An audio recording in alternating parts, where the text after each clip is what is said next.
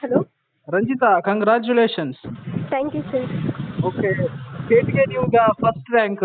So ಈ ಟೈಮಲ್ಲಿ ಹೇಗೆ ಖುಷಿ ಆಗ್ತಾ ಇದೆ ಅಂತ? ಸರ್ ಎಲ್ಲ ಥ್ಯಾಂಕ್ಸ್ ನಮ್ಮ ಟೀಚರ್ಸ್ಗೆ, ಓಕೆ.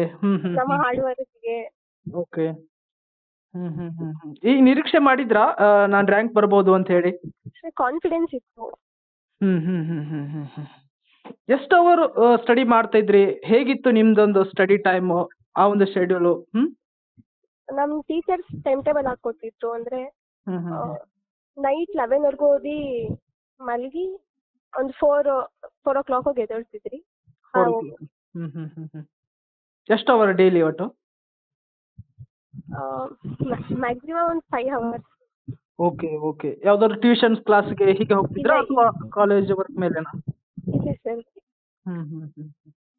ಅಂತಂದ್ರೆ ಹಾ ಹೇಳಿ. ಸ್ಕೂಲಲ್ಲಿ ಏನು ಹೇಳಿದ್ರು ಅದನ್ನು ಫಾಲೋ ಮಾಡಿ. ಓಕೆ, ನಿಮ್ಮ ಡ್ರೀಮ್ ಏನಂತ ಈಗ ನೆಕ್ಸ್ಟ್? What next? ನಾನು ಸರ್ MBBS ಮಾಡಿ UPSC ಪ್ರಿಪೇರ್ ಆಗಬೇಕು ಅಂತ. UPSC ಪ್ರಿಪೇರ್ ಆಗಬೇಕು. ಓಕೆ. ನೆಕ್ಸ್ಟ್ PU ಅಲ್ಲಿ ಆರ್ಟ್ಸ್, ಕಾಮರ್ಸ್, ಸೈನ್ಸ್ ಯಾವುದು ಸೆಲೆಕ್ಟ್ ಮಾಡ್ಕೊಳ್ಳಿ? ಸೈನ್ಸ್. ಸೈನ್ಸ್ ಹೋಗ್ಬೇಕಾ? ಓಕೆ.